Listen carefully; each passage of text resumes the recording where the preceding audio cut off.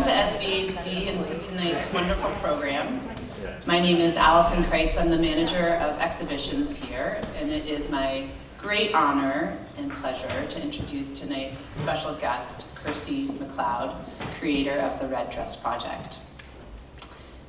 In thinking about how best to introduce Kirstie, the phrase "strong back, soft heart" came to mind. I think of the immense strength it has taken her to dedicate 14 years of her life to the Red Dress Project. There's the strength and clarity of her initial vision for the dress, as well as the incredible endurance it's taken to self-fund and seek out additional support for the project. Not to mention the absolutely monumental task of coordinating, interacting, and documenting the 380 people who have worked on the dress, often with the assistance of interpreters. I even think of the literal physical strength it takes to haul the very heavy red dress around in its oversized piece of baggage, all over the world through airports and taxis, into public spaces, as well as people's homes. What's remarkable about Kirstie is how she balances this incredible courage and determination and grit with a soft heart, with an openness and willingness to exercise vulnerability and extend compassion to others. As I've stood with Kirstie in the presence of the red dress this week, our conversations have naturally turned to the embroidery on it as she points out various motifs and tells me about the people behind the stitches. There are stories full of joy, stories that will completely uplift you and make you smile and even laugh. There are also stories that will devastate you, stories that reveal the many injustices in our world. Kirstie knows them all and holds them in her heart. And it's been fascinating to learn about the self-care practice that she's developed over the years to help her process and manage the emotional weight of carrying and caring for these stories. It sounds a bit trite to say that Kirstie is a very special person, but that is indeed what she is. And it is my honor, again, on behalf of SVAC, to welcome you to Vermont, to say thank you for the opportunity to share the red dress with our community. I would also like to thank two important sponsors of the Red Dress exhibition, Berkshire Bank and the Vermont Women's Fund. And after Kirstie's presentation, there will be time for some audience questions, and then we'll head over to the Wilson Museum for a glass of Prosecco and for the chance to see the red dress. So please join me in welcoming Kirstie Macleod to the podium.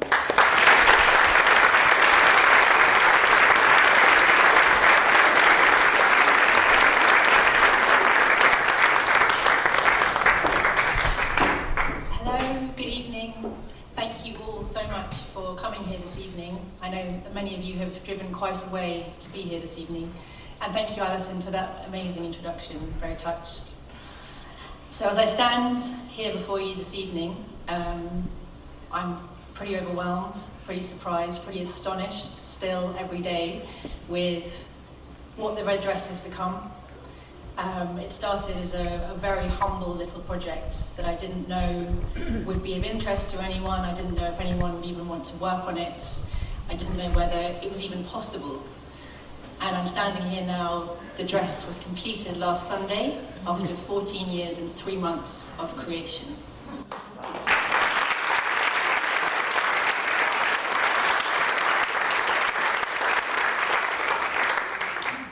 So the original idea was very simply to create a piece of work that would bring people together rather than separating people out.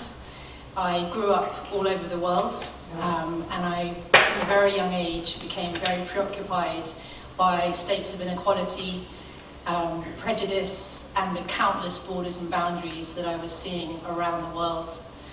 And I was particularly concerned with inequality towards women, and women not being able to have their voices heard. So as a young adult working as a fine artist in London, I'll explain a bit more later, I just developed a mission. It was like if I could bring together everything that's important to make a piece of work that would be a gradual collaboration with people from all over the world, creating a united voice through embroidery, a voice of peace, a voice of collaboration, and a voice of love. And And now, as the dress has been completed, as Alison said, 380 different embroiderers from all over the world have taken part, from so many diverse backgrounds. I'll look forward to sharing a few of them with you a bit later. 51 countries are represented on the dress, which is just over a third of the world, I'm told. So it would have been lovely to have carried on and visited every country, but for me, I knew that the time had come to finish the project. And people often ask, are you going to make another one? Or are you going to make a cloak? I just couldn't. It's been over a quarter of my life working on this. For me, there is just one dress, and it is this red dress, and I feel very strongly that everyone who is meant to be on that dress is on it. So I'm going to talk to you for a few minutes, show you some images, just as a kind of brief introduction. Then I'm going to show you a short film, which was filmed in Mexico, when I brought the dress back to two of the embroiderers, Hilaria and Zenaida, which gives a really kind of lovely overview to the project. It was a film funded by the Arts Council in England, and I insist that wherever the dress is exhibited, that film is somewhere in the vicinity, because when I'm not there, it just gives enough of the story to the audience looking at the dress. And then I'll take you through lots more images and some bits of film from some of the trips that we've done, some of the artisans that have worked on the dress, and then afterwards we can do a Q&A for anyone that may have any questions. I'm a little bit shorter. There you go. So this image is lovely Diana Milstein. She is an embroiderer from the UK, and she created a beautiful violin on the dress in 2020. And I wrote to her, I emailed her asking whether she wanted to wear the dress in a photo shoot that was going to happen a month later in the UK. And she was like, yes, definitely. And then I got email after email from her freaking out because she was so worried that it wasn't going to fit or she wouldn't look good at it. We can imagine as women all these conversations. This is the moment in the studio where 4 other women were also photographed wearing the dress. This is the moment after I'd just done up her buttons and I stepped out of the way, and she just stood like this with her hands to the side, and the whole room went completely quiet. The photographer burst into tears, and I just stood there completely awestruck at this incredible presence, this wisdom, this experience that Diana imbued into the dress. And this is what happens every time. About 17 women have worn the dress, and each time someone wears it, it brings out this incredible quality of each of the women's personality. So on the left here we have Charmin. She's from Iraq, a refugee currently being supported in Wales by the Swansea Refugee and Asylum Support Group. And I did a big event there, I'll show you a picture later, with, I think it was 18 different women from all over the world who were being supported in Wales. And this was amazing. She put it on and did not want to take it off. So we did the photos, and then it was kind of like, let's try and pack the dress away. And she was sauntering around, and yeah, it was wonderful. And she's an avid follower on social media. She watches every post, comments on everything, and I think what that experience meant for her as she tries to rebuild her life in a brand new country was very profound. And actually, pretty much every woman that's ever worn it has said the same 2 things. First of all, that they feel like a queen. They feel strong and empowered like a queen. And the second one is that they feel this incredible strength, kind of connecting with all the different women around the world who have come together to help create this dress. On the right, we have Hilaria. So Hilaria was just 17 when she created her panel. I should have said, sorry, Charmin also stitched on the dress before she wore it. Hilaria created her panel in Chiapas when she was 17, and then you'll see in the film that I took the dress to her family home 3 years later in 2020. She was very shy and very overwhelmed, because it wasn't just me in the dress, there was a whole film crew there as well. But this was a lovely moment with her just wearing the dress, seeing her piece of work within the dress first of all, and then wearing it for a while afterwards. This is Le Casier from Jamaica. This was photographed in England. When I think of all the photographs of the dress, this is the closest to how it really looks like to me. It was lit so carefully and so beautifully. So Le Casier also stitched the dress onto the dress as well. to wear the dress, you have to have some connection or have contributed to the project in some way. I get so many messages from people all around the world asking to wear it, lots of for weddings, actresses, dancers, and I even got a message from a princess from Madagascar wanting to wear it to her coronation. I just say no, not unless you've stitched on it or you're connected to the project. On the left here we have Saranda Bowiecki, who is the Deputy Head of Parliament in Kosovo. I was there in 2021, visiting the two artisans who had stitched onto the dress, supported by an initiative called Sister Stitch. Whilst in Kosovo, I heard about a memorial called Heroinat, which honours the 20,000 women that were raped during the war with Serbia. So I wanted to go and see this memorial, which consists of a huge face of a woman, and it's created out of 20,000 metal pins. So I stood in front of the memorial, facing it, and was photographed from behind wearing the dress, and it was a very kind of powerful image of the dress and this memorial. And I did a social media post on it, and it went crazy on the internet, and Saranda saw it and invited me to come to Parliament to meet her and to show her the dress. And she asked to wear it, and I said, absolutely, definitely you can wear it. This section here was created in Kosovo, and funnily enough, It was created by two women from her hometown, so she felt this incredible connection and this affinity to the work. And I'm still in touch with her, and she's a massive supporter of the project and actually organised for it to go to the Council of Europe earlier this year. And then on the right, we've got Freya from Bristol in the UK. Her father's from Tobago and her mother from England. And she stitched a beautiful adder onto the dress. So what is the red dress? I mean, I could speak for days, if not weeks, on this. But I really tried hard to hone it down to 4 key points. The first is that it is a dialogue of diverse cultures and identity. It unites individuals from around the world without borders and boundaries. So this was the seed of the idea, the core value of the dress. Over the years, with the momentum that the dress now has, it has become a platform for voices, women's voices particularly, to be amplified and heard. That was something that I could not have predicted, but it's something that I have focused on and put more energy into, targeting charities that support women, looking and reaching out for women that are vulnerable in different countries around the world, because the dress has become a platform to have their voices shared, and it's up to me now and the project and documentation to share their stories with the world. And last but certainly not least, it is a celebration of the universal language of embroidery. I think embroidery is just such a versatile and powerful tool for expression. I always have. In England, it's kind of like a dying art. There's only one course that you can do to do a BA, Bachelor of Arts in Embroidery, whereas when I was a student, there were at least 3, maybe even 4. So for me, as well as personally finding it such a kind of meditative and powerful tool of expression, it's also, I wanted to kind of give it some oomph. I want people to see, how amazing embroidery is. It's a fantastic way of expressing. It's very slow and meditative.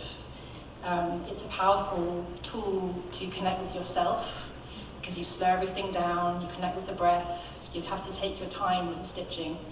And it's also a very, very powerful tool to use with community. And I see time and time again how embroidery is successfully used to help healing journeys. It's often used with survivors of trauma, abuse, it's used in prisons, it's used with mental health. It's used in schools and families as a domestic art. It's also an art form. It's just so versatile. So for me, when I was trying to think about what medium should we use for this project, there was never a question of anything else. It was always going to be embroidery. So here's the film. This is a 10-minute film set in Mexico. Okay.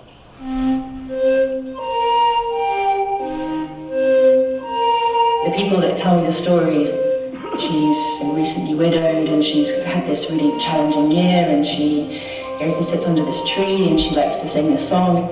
You get that beautiful mental picture, and then you understand what the creation.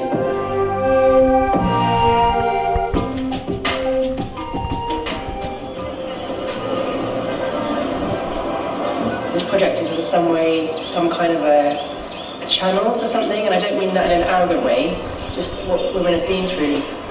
You know, the voice of the woman is just crying out to be heard. And it's not just in this project. There's loads of stuff happening in a global way. And I think that's been such a catalyst for doing this work for such a long time. The dress is without prejudice, without boundaries, without borders. And it's this idea of uniting people from all different walks of life. So many stories all woven together and collated and collected. I think it's just, for me now, just guiding it into the right place.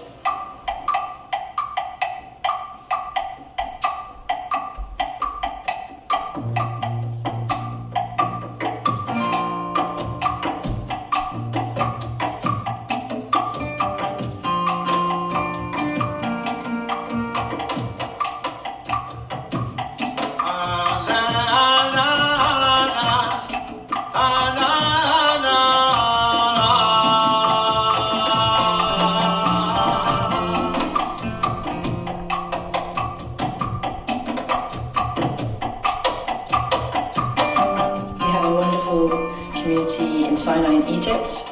The commission for this dress provided income for women and allowed lots of them to send their children to school, and it gives them independence from their partners, which in some cases is really helpful.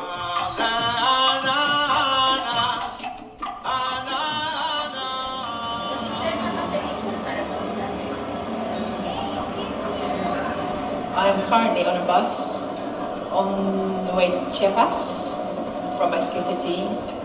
Really excited, can't wait to meet Hilaria Deleda. I think then that's going to be the real moment of connection, like after all these years, it's going to be the first time that I've met someone that has worked on it, being able to show them the dress, their piece of work within the dress. It's going to be really special.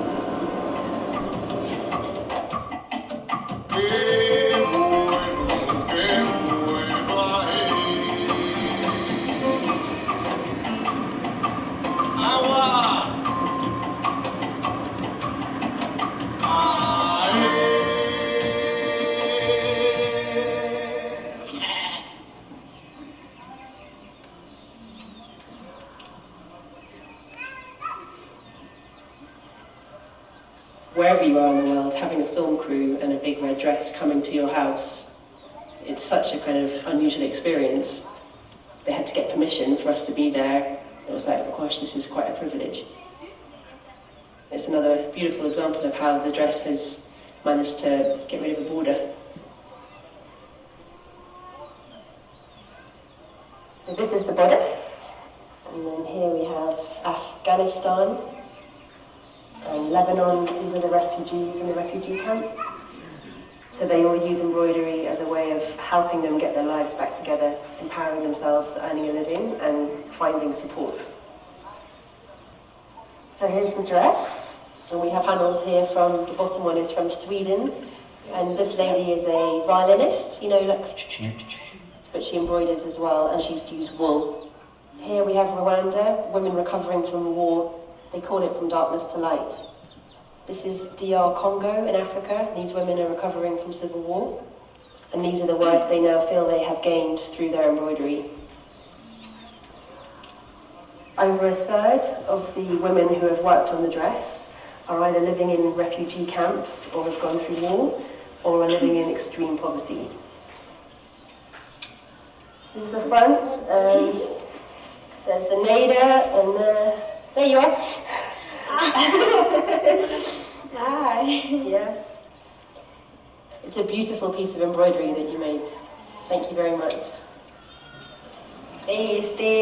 Cada lugar hay diferencias en los trabajos. Pero gracias a ella que si le gustó mi trabajo, que lo hice. And how does it feel for her to see her work within the whole piece? ¿Qué sientes tú al ver todo el vestido y ver en él tu trabajo realizado? ¿Qué sensación te da? Estoy Ajá. tan feliz por el trabajo que lo hice, hay muchos que lo hicieron también. Están muy bonitos también. Sí. The artisans and the creators of this dress, they've really put a lot of heart and soul into it, shared a lot of their lives and invested a lot of their time. When you think how many stitches, I mean, the mind just boggles. Each of the panels has somewhere around the region of 10,000 to 500,000 stitches on it. So we're talking millions and millions of stitches. To go back to the countries that are represented on the dress, to let them hold the fabric, try on the dress. It makes you bigger, spreads you out. You feel very special wearing it. Yeah, empowering, I'd say, is probably the word.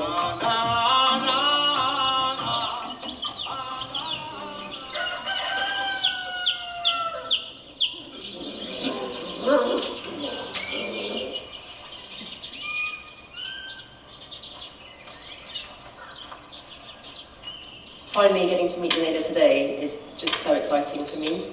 Her story is so powerful and empowering. She had a really hard time, but she's rebuilt her life in the most phenomenal way, and she's now supporting other women.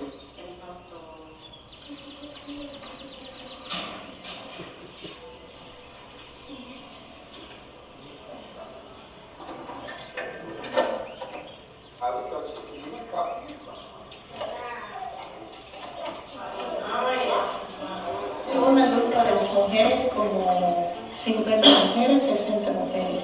Aquí, cuando es un sobrepedido, hay veces que bordamos hasta la noche, 2011, 2 de la noche. Que lo que decimos nosotros cuando es bien colorida nuestra ropa, es que es como que estamos presentando que así como nosotros. Me gusta que estoy dando trabajo a las mujeres, ahorita tienen trabajo, unir con las mujeres, la gente. I think it would be very meaningful for the people taking part to see the whole dress together alongside other pieces from people all over the world. This is Kosovo, by refugees, so women that have had to flee their homes because of war, and they've now come back and they're rebuilding their lives. They wrote a beautiful poem inside the birds talking about their experience. Zenedes is here. Sí. Yeah. Y me vas a presentar que lo va a correr al segundo y sí me da mucho gusto. Estaba así como cuando lo hice con todo el corazón. Porque nuestro trabajo nos valora mucho, por eso está hasta aquí con nosotros, a conocer las personas que nos dio ese lugar.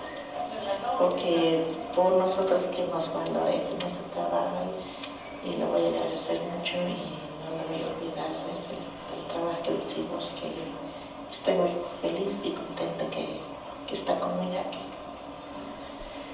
Her story is such a one of hope and one I'm really looking forward to sharing as much of as possible, because she's become such a role model in her community. It's this wonderful story of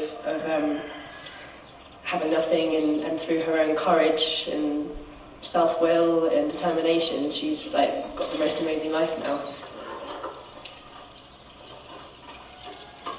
The importance has shifted from the dress as an art piece to now the creators of the dress, and that to me now is the main focus. Being in Hilaria's house, embroidering it with Hilaria and her family and showing them in that situation, that's the beauty of what I think this dress now represents.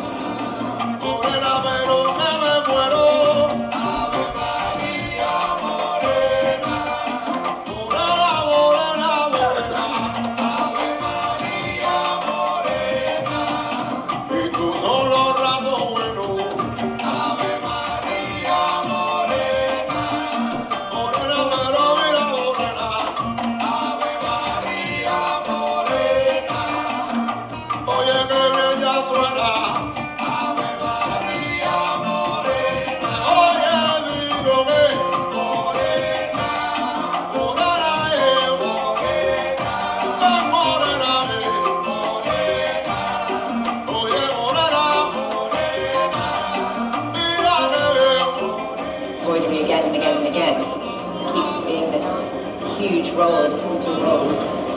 providing skills and income, but more importantly, it's community and love and support, and being able to sit in a room with other women who have been through similar, and being able to support each other. I kind of think there's very little more important than that in life.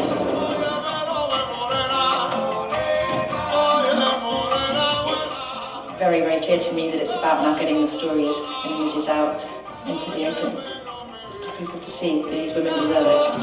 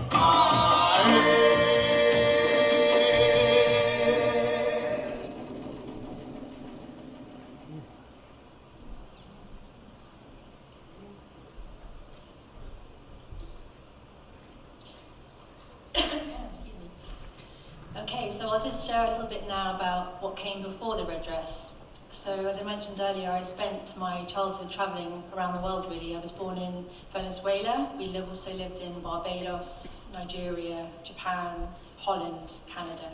My father worked in energy. He began working in oil, and then he moved to renewables, and then finally biofuels was his main thing in Canada. So it meant that every 3 years or so we moved as a family to a different place. And then my two sisters and I came back to England to go to boarding school around 10. So we were living between England and wherever my parents were at the time. So it meant that we had such a rich and diverse multicultural upbringing, languages, textures, food, ceremonies, ways of being, ways of living. And it certainly really did ignite in me this kind of ongoing desire to keep reaching out and connecting and experiencing different cultures, which obviously is a huge part of the red dress. I grew up with textiles always around me. Both my grandmothers and my mum are very talented textile creators. My mum used to make lots of our own clothes, and both grandmas one is an amazing knitter and the other one makes tapestries. So it was just very normal for me to see the women of my family creating and stitching. And when I was 9, I was formally taught to embroider by an Indian teacher in Nigeria. And then from that moment on, I just wanted to run with it. I think for me, it really captivated me because of the stillness and the slowness of it. I'm quite a hectic person, I'm like a hummingbird, so everything's very fast and quick. Whereas when I embroider, everything is completely still. And I think, yeah, from that moment onwards, age 9, it just has always been in my life, and probably will be for the rest of it. So I studied textile design, a BA in England, and then I did a master's in visual language and performance, which basically was about taking your discipline, whatever that was, and bringing it into a performative expression. So we learned theatrical lighting, filmmaking, how to make animations, how to light things beautifully, how to make soundscapes. So it kind of really taught me to take the textiles from 2D into 3D. And I worked with all sorts of textiles, but very quickly moved into working with garments.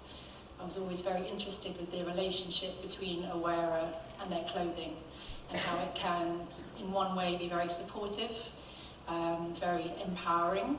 It can kind of create a facade or an identity, but also it can conversely be very oppressive, very constricting. You know, that feeling where you're wearing something that you don't like and you just want to kind of hide away. But this relationship always fascinated me, and probably always will. and feeds into a lot of the work I do. After studying, I went travelling mainly in India and Sri Lanka, and obviously India has such a rich and diverse history of textiles. And during my travels, I just often used to sit and stitch. I actually ended up making a jacket while I was there, and I often found myself sitting with Karnataka gypsy women who were often kind of travelling around and stitching and making dancing skirts and all these kinds of things. And I could never communicate with them in words, but just through this shared act of stitching, time and time again, I was having these very profound experiences. And again, it was kind of a big seed of the red dress as well. So when I came back to England, I moved to London and just went full on into a fine art career for about 12 years. My practice, a lot of it was using garments, focusing on identity and the voices of women. And I used to create very, very large installations. I used to make films, animations, all sorts of things. I've got a few to show you. So this first one is Emelan, which is a dress that is 16 meters in diameter, and I used to sleep in the middle of it. It was actually commissioned for this exhibition, which is a Mario Testino exhibition. So, you know, he's like a Brazilian fashion photographer, very glossy, massive photographs. So the dress just filled the gallery. So I was kind of forcing the audience into the work, whether they liked it or not. So we had some who would kind of come in and skirt really awkwardly around the edge. Others just walking right all over me, all over the dress.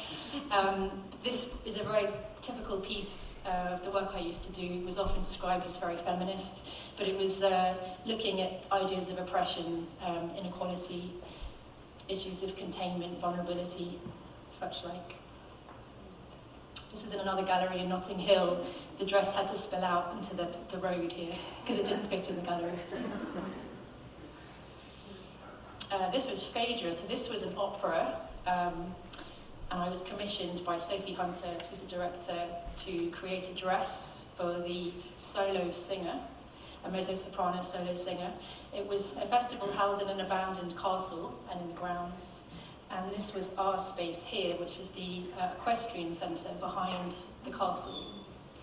So my brief was to create a dress that was 15 foot high.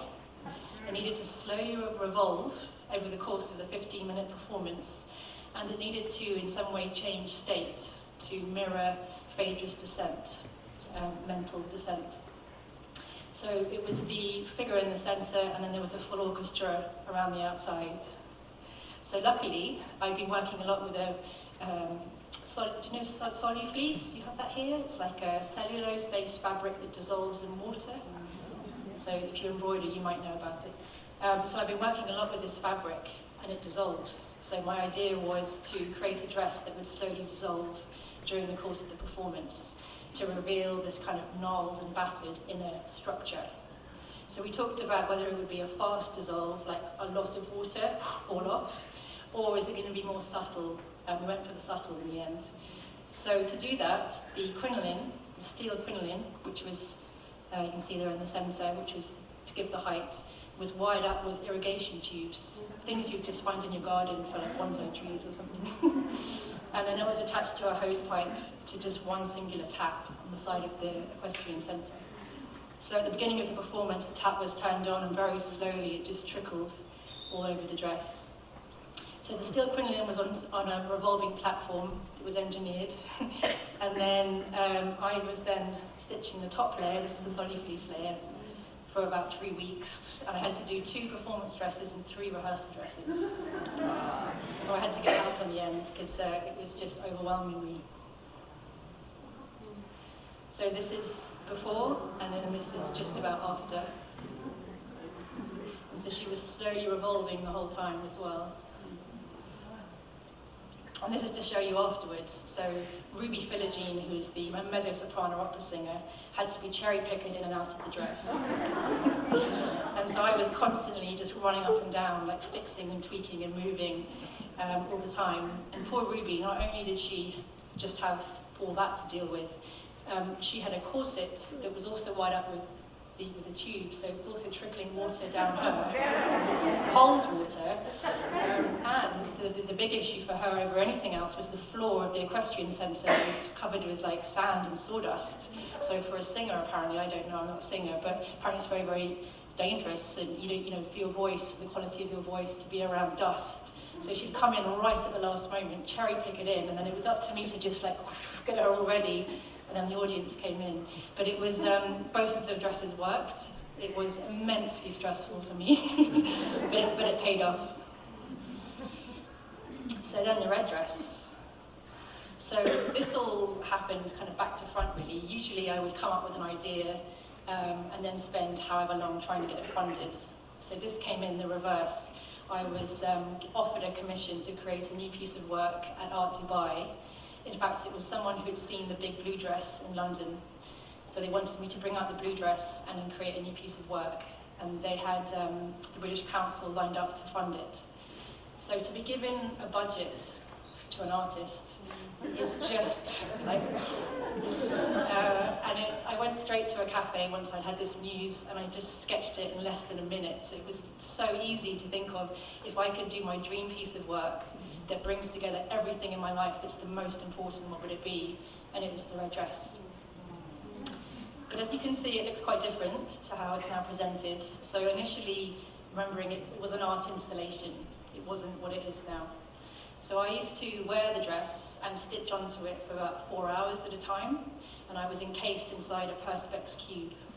So the cube was engineered in Switzerland, and it had breathing holes on the top surface, and it had air vents on the bottom surface. So I had to make sure I could actually breathe in there for 4 hours. And it was completely sealed up, and I had to have someone with a drill. I think it had to be within 10 meters of me for the entire performance in case there was a fire. Yeah. So this is the first performance in Dubai. So that was how it originally looked. The other big difference is that there's a lot more fabric in the dress at this point. Because of the cube, the whole idea was that this dress was like bursting to get out. So there was a huge amount more fabric. The initial roll of fabric was 50 meters, 50. And I created the red dress with my collaborator/teacher, Gail Faulkner from England. So she was creating it with me in 2009, and then we've collaborated again on it in 2 other sittings. One was just about a month ago in England. So she's a couturier, she's an incredible pattern cutter, she's an amazing dressmaker. So it's been an absolute privilege and an honour to learn from Gail and to continue to be on this journey with her. The embroidery commissions, the brief is the same to every person, to create an embroidery that in some way articulates an element of your own identity and the culture that you are from. The size of the panel and the commission fee were always fixed before the panel was sent or hand-delivered to the embroiderer themselves. And the artists always used their own threads, and they just could send it back when they were ready. And I always asked that they would send photographs of them making it, and a little bit of text if they felt to share their story. But what came back in terms of documentation was very varied. It was always very frustrating for me that I couldn't be there to meet the embroiderers myself and photograph the process. But I didn't have the budget to go to all the countries. So for the next few years, I performed, probably the best word, this installation of the red dress in a few different places. This is the Royal Academy in London, the big picture. And then the top right is Galerie Mag in Paris. And then the bottom right is the Premier Valcellino Textile Award in Italy, where the dress actually won first prize, which was amazing. And then in 2015, this is the last time that I ever sat in the red dress inside the cube. Over the years, and just before this exhibition, I was really wrestling with a lot of the project, and I felt incredibly uncomfortable with the presentation. First of all, I knew I needed to get myself out of the work because it was so far from being about me anymore. It was carrying the voices of so many, often very vulnerable women, and it just felt, in a way, disrespectful for me to be the one wearing the dress. And then also, just the cube had to go, kind of rather than thinking about oppression and containment, the dress needed to just stand tall by itself the focus then can be the embroidery and the embroiderer's stories. And so now, whenever the dress is exhibited anywhere, that's what I insist. I was saying earlier to some people, I had a request, can we have it lowered from the ceiling onto a model who will then walk around the gallery? No, definitely not. You know, can we have so-and-so wear it? Can we have this?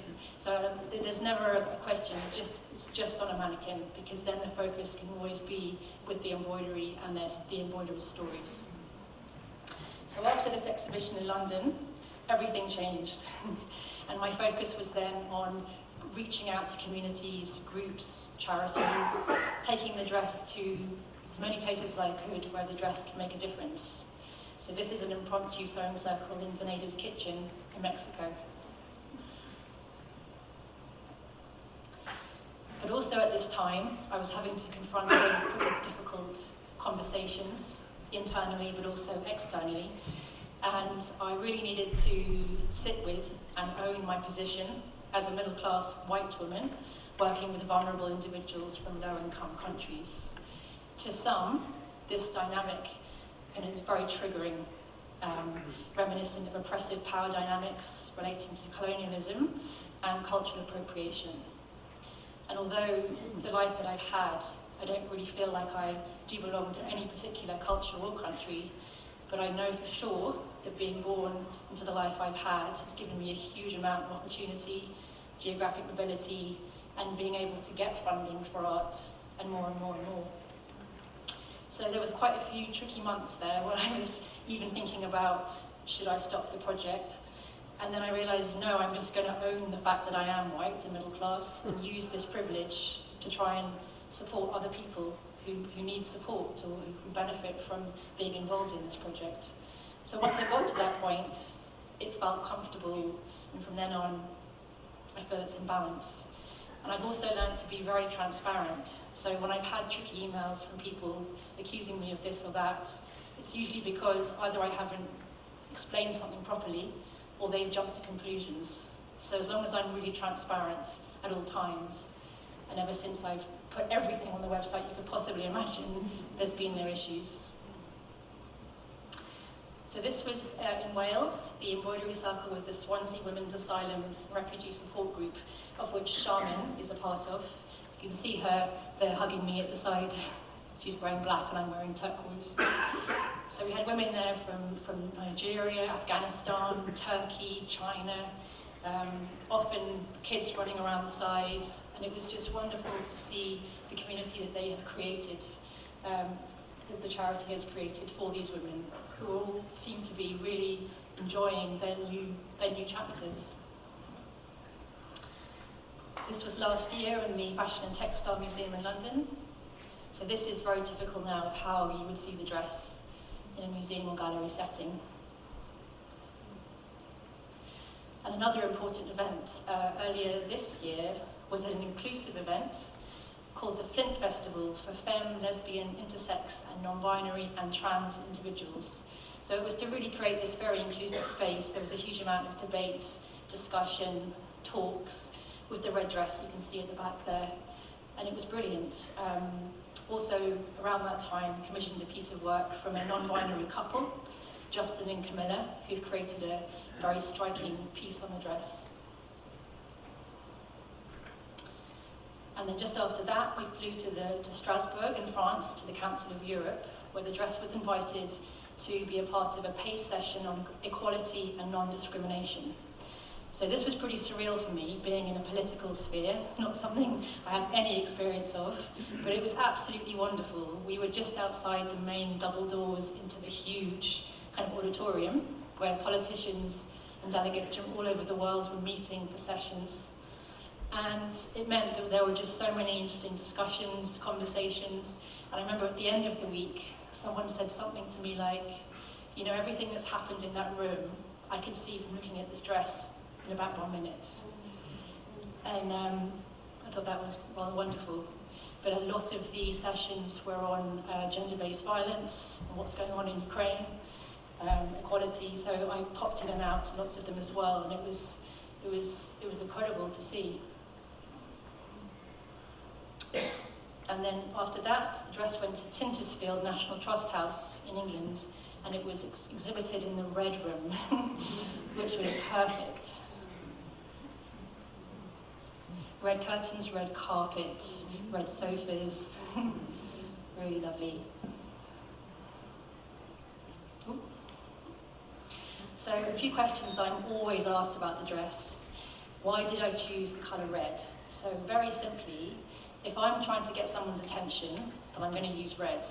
So knowing the importance of these stories, these voices, for me it had to be red because that's how I could get someone's attention to look at it. It's almost like stamping your foot, like look at me, you know? But also red is so connected to so many powerful emotions. Love, passion, but also rage and anger. It's connected to blood, women's cycles. I could go on, and it's just this really kind of raw, primal colour. So yeah, for me it was just always red. I mean, it's got so many connotations in the silk trade and with royalty and all other things as well. But on a very base level, it's just this kind of primal emotion, strong emotion. How did I find the embroiderers? So I used every network I possibly could that I had access to initially. I used to tutor at the Royal School of Needlework in Hampton Court Palace, just outside of London, so they were a great resource. Also just from working as an artist in London for about 10 years, I had some great contacts, but actually the most useful was my family connections, having travelled so much. Like my parents had so many connections with expatriates all over the world. And I wrote to just everyone I could think of, just asking if they knew any embroiderers, any artists, any charities that supported women with embroidery. And it was super slow to begin with. The dress didn't look anything like it does now. I wasn't so good at explaining or communicating. I was learning as I went. So it was like kind of snail pace to begin with. But little by little, momentum grew. And then after about 4 or 5 years, the commissions were almost entirely people from writing to me, asking if their charity could be involved, whether they could stitch on the dress, etc., which was a wonderful thing. Did I visit all the countries involved to commission the embroidery? No, sadly, there was never a budget for that. Would have been lovely. And for the most part, the artist panel was sent out in the post with FedEx or Parcel Force, and then it was returned to me however many months later. The quickest one was Mexico, the 2 triangular godes on the front. You saw it in the film, the 2 pieces in the film. Both women did those in a week. Yeah. And one of them is French knots, so you can imagine. And then the longest was Vietnam, with 7.5 years. Yeah. She actually didn't start it until about a month before she sent it to me. It was because she was so intimidated about transferring her stitch type. So in Vietnam, they use the holes between the warp and the weft to do tiny cross stitch. And they do that on quite a loose weave kind of canvas. So with silk dupion that the dress is made from, you can't even see the holes. So you couldn't even do that. So she had to freestyle. And so for 6 years, she procrastinated and said she wasn't going to do it. And I totally gave up hope. And then lo and behold, in lockdown, she couldn't work. She had no choice but to face it. She nailed it. People always say, which is your favourite panel? I could never choose or single one out. But like Alison said at the beginning, there is so much diversity on there. And there are pieces that I see and I want to just cry and weep. There are pieces I see where I feel elated and joyful. But what I love the most is about how the embroideries talk to each other and support each other over the years. I guess initially through my curation, but then over the years people are then responding to what is on the dress already or what their piece is next to. And it's almost like they talk and create this amazing dialogue together. And then, yeah, such a popular question is who made the trim around the edge of the skirt? So initially, I brought the roll of silk dupion in Paris. I went to a textile fair there, bought the 50-meter roll, and the company that sold it had an option of taking it to a machine embroiderer to then create a design on top. So I chose this very fine gold work embroidery, and that particular choice had a scalloped edge to it. So the roll went to that design studio, They put on probably about half of the fabric, this gold layer, and on the bottom of that gold layer was a scallop. So when I received the roll, I just took off the whole scalloped edge, put it to one side, and then once the skirt was put together, just put it around the edge. But the skirt has been taken to pieces and reassembled 4 times over the years to accommodate the new work, and because sometimes where I thought something was going to go, it just didn't work because I don't know what's coming often. So suddenly it would be like, oh, that's totally going to clash with that, I'm going to have to redo that bit, and sometimes I could get away with just taking a whole kind of section part, but 4 times I had to do the whole skirt. So the trim also came off each time and was reassembled and put back in. So you'll see lots of tiny motifs on the trim as well. So that's where enthusiastic audience members have done tiny little motifs. But the big commissions, the formal commission, is like a panel. So the embroiderers, so the final total is 380. It's 367 women and girls, 11 men and boys, and 2 non-binary artists. All 141 commissioned artisans were paid for their work. They receive a portion of all ongoing exhibition fees, 50% of exhibition fees, and merchandise fees, and can sell their own work through the Red Dress Etsy shop. So I'm fully committed, as long as the dress is out there doing her thing, that these 141 individuals need to be right alongside her.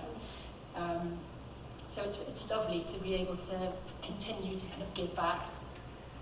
The rest of the embroidery, so generally very small motifs around the edge on the trim, were added by audience at drop-in events and exhibitions. So here is the world map.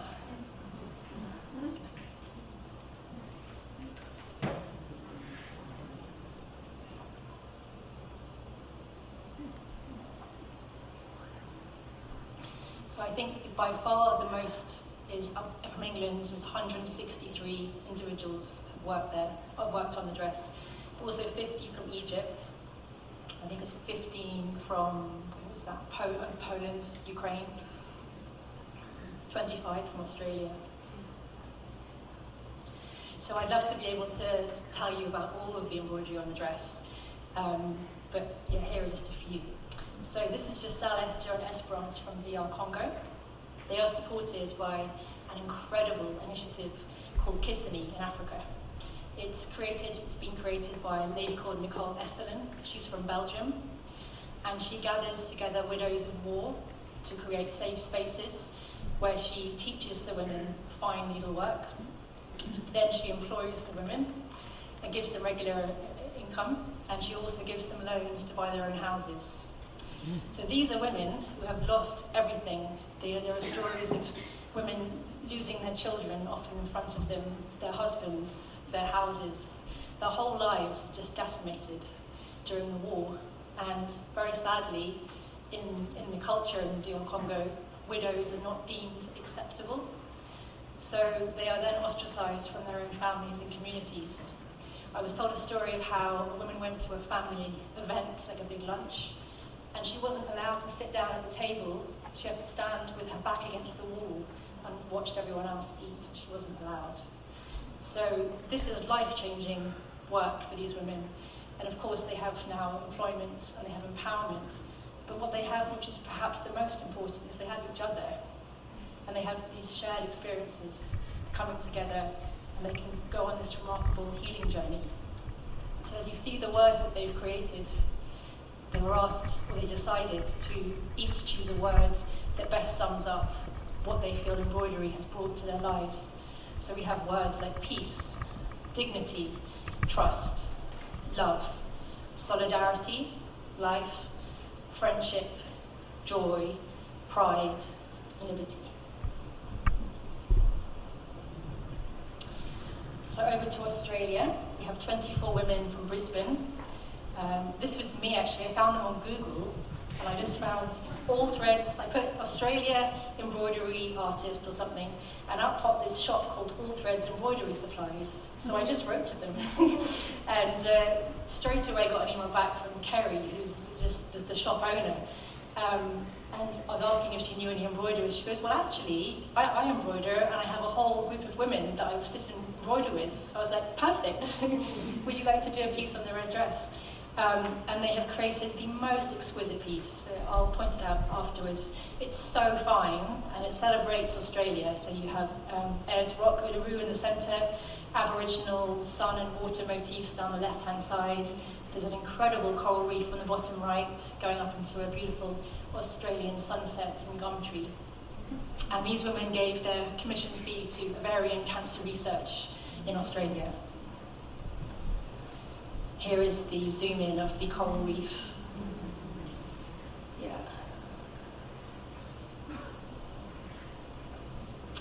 So last year I was very fortunate to be invited to Poland. The dress was asked to be a part of an amazing exhibition called Traces of Sisterhood.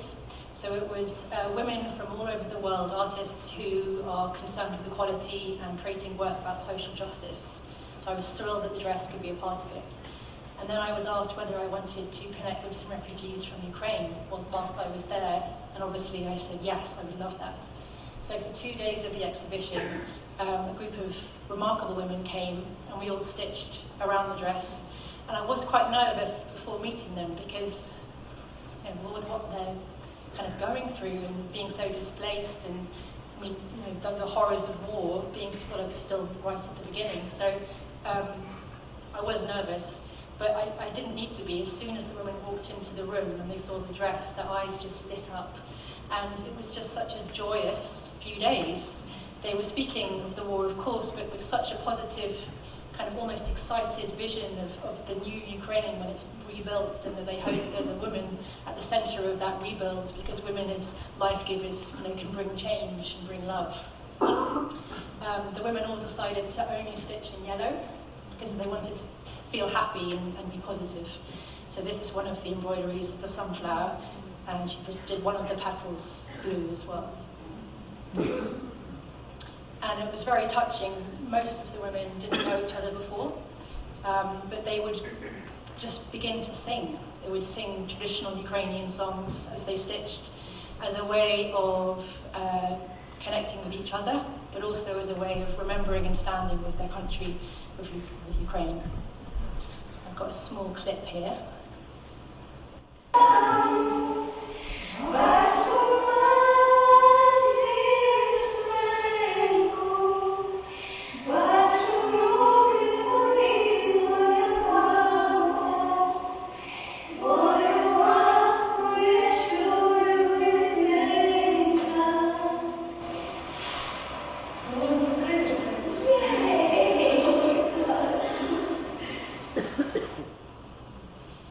Very powerful.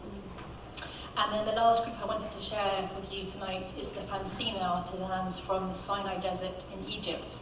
So this is a Bedouin community, and Fansina was created by Salima Gabali, who's the lady next to me in the picture with the leopard print headscarf. A Fansina supports between 400 and 500 women living in poverty in and around St. Catherine's in Sinai. And these women are highly skilled, and they make beautiful handicrafts, and a lot of them you can buy through the Red Dress website. I was very fortunate to receive some funding to go out to deliver this commission in person, and I had an £1,000 budget to create this new embroidery. So the panel itself is the largest by far on the dress, although it is cut up now into lots of different sections. It was 4 meters by 2 meters. So you can see here in the picture, that's a panel of the fabric straight from the Parisian embroidery. So it's just the layer of gold. And here's some of the embroidery that they created. So they're very inspired by the flora and fauna in the desert. I mean, there's not much, but it's like rosemary and thyme, herbs, that kind of thing. Also kind of Bedouin symbols and suns and stars and moons. So although it's quite traditional and has a real history, each of the women brings their own personality to the motifs through colour and through beading and texture. And then last year, 7 years after the commission took place, I went back to Egypt with the dress with a mission to meet and to honour the 50 women who worked on that dress. They worked on it for 1 month, Each of them was able to make a significant purchase for their commission fee. Salima told me, oh, one woman bought a fridge, one woman bought a goat, one woman got new windows for her house. And it was actually, I had to hold back the tears just hearing that. But of course, in all these situations, I don't ever want to just be that person that goes somewhere, pays someone some money and then leaves, which is why the annual payment is so important. So within Bedouin culture, women do not like to be photographed, have their faces photographed. So I have very little documentation from the trip, but it was wonderful. We had a big celebration in Salima's house with the dress in the centre, and the women all came in and were pretty kind of unsure at the beginning what to do, what was this, what was happening. But I showed them the dress and talked through the different panels, and they began to get very, very interested. And then, of course, they began to find the work they'd done 7 years earlier on the dress. However, one woman did want to wear it. This is Rahma Ahmed. She's just 16. So behind, this is just on my phone, this picture, but behind me, there's like 65 women, all in hijabs and burqas. And then this happened.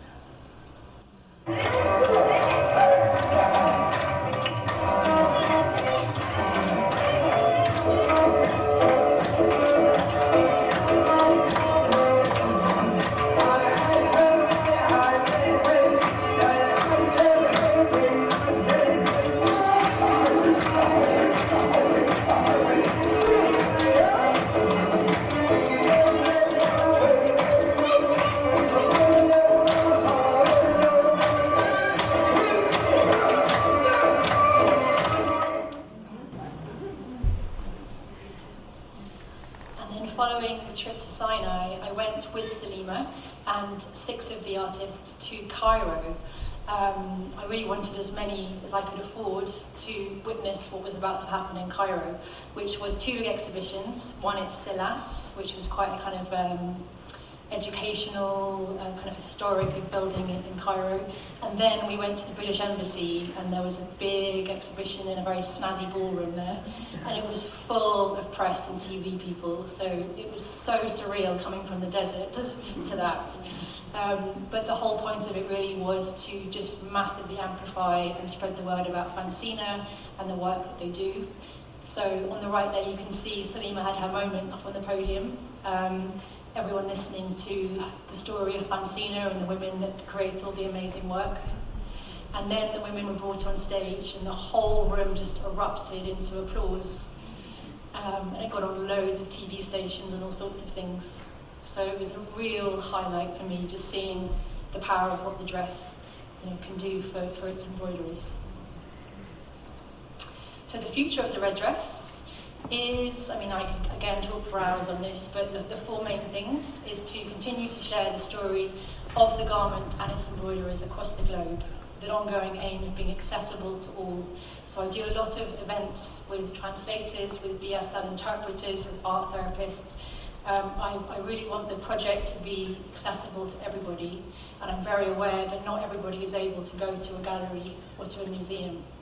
So I also do lots of online things. Just last week I recorded a video presentation to be played and presented to a group of refugees from Afghanistan being supported in Pakistan. So that kind of thing happens a lot. So just any way that I can make the project accessible is an ongoing mission. So I do lots of outreach events and more online engagement as well. To take the completed garment to all the commissioned artisans, there's 141 of them, and display the red dress alongside their own work in their chosen venue in their own country, as well as continuing to raise funds for their annual donation through museum exhibitions and through the red dress Etsy shop. So I think I've done 6 countries so far, about 75 of the embroiderers, so I reckon it's going to be another kind of 5 or 6 years to bring this to fruition. But I really want all of the embroiderers to have their moment, because so few of them have actually seen the dress or held the dress in their hands. They've seen pictures, it's not the same. Once the project is completed, which it just has, so when I fly back to England on Sunday, I'm going to be focusing on raising the funding to complete the full-length documentary film. So So there's about 200 hours of footage that's been recorded over the last 4 years by 7 different filmmakers. So it's going to be a big task for someone to put together, but I've got it all lined up, I just need to get the funding. And then the big coffee table book, so long awaited, got everything ready to go, I just need to get the right publisher. So there's a catalogue available now through the Red Dress shop, which is just a stepping stone really. So ultimately, I would like to have a really big book full of all the stories, the photographs, with interactive embroidery diagrams, with pull-out maps, essays written by different people involved in the project, etc. And then wherever possible, helping to promote and support other initiatives who are concerned with empowering women, the rights of women. So I've done a lot of work connecting with charities, lots of exhibitions, because the dress has the momentum now that it can help shine a light on very important issues.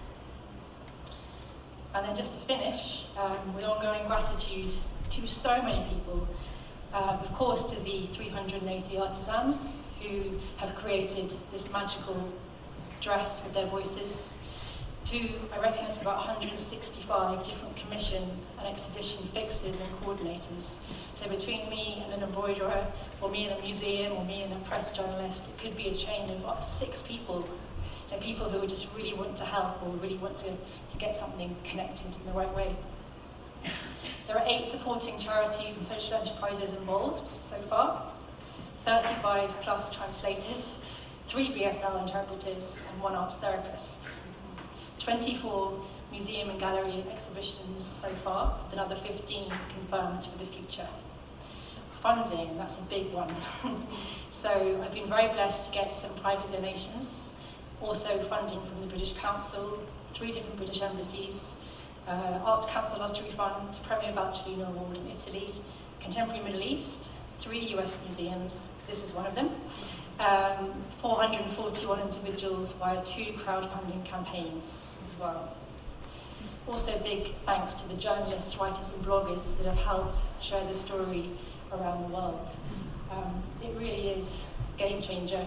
I remember in the first 3 years writing to journalists all the time and no one was at all interested, at all. And now I don't ever try, and I'm pretty much constantly doing interviews with people. It's really surreal actually, and it all changed in 2020. And I think one of the main reasons was a fashion blogger called Attire's Mind, who I'd never heard of. He's got a huge following, did a post on it, and it went completely viral. Hundreds and hundreds of thousands of people sharing it all over the world. And I had no idea what had happened. My inbox was ping, ping, ping, ping. And then someone tagged me in that on Facebook, and I saw it, and I was like, oh my goodness. And from then, so many press got in touch, lots of museums got in touch. So it's incredible that something I had absolutely no control over had such a big effect. And then, of course, to my family and friends, and to the thousands of Red Dress audience, who, every day I get messages of support, of advice, of gratitude. It's incredible how many people want to help. And it's through these acts of kindness and generosity that I'm able to keep doing what I'm doing. So for that I'm hugely grateful. So yeah, I think just humbled by the project, what it's become. Excited about this new chapter, the dress now going off without me. But I think she's ready, absolutely, and I feel thrilled that it's like my 4th child. I'm excited about everyone who's going to experience the dress.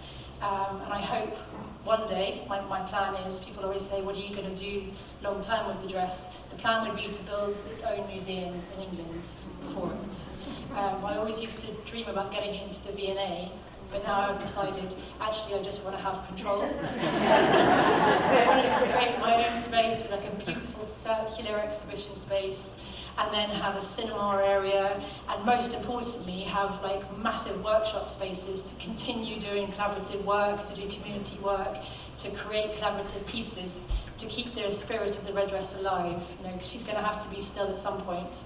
I've got to start taking the conservation very seriously. But, we can keep on creating different collaborative pieces for sure. So yeah, that's me. So thank you so much.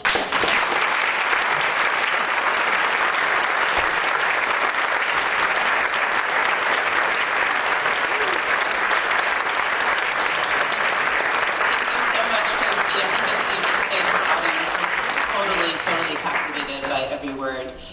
We are running a little bit late, and so I think we're going to skip the live Q&A and move everyone over to the Wilson Museum to see the dress, but Kirstie will be there and is happy to take questions in person over there. And also, if you are available tomorrow, the public opening of the red dress along with another exhibition for Bereaved Finery and Frills opens tomorrow from 2 to 4, and there'll be an artist talk at 1 o'clock, so you can come back for more if that interests you.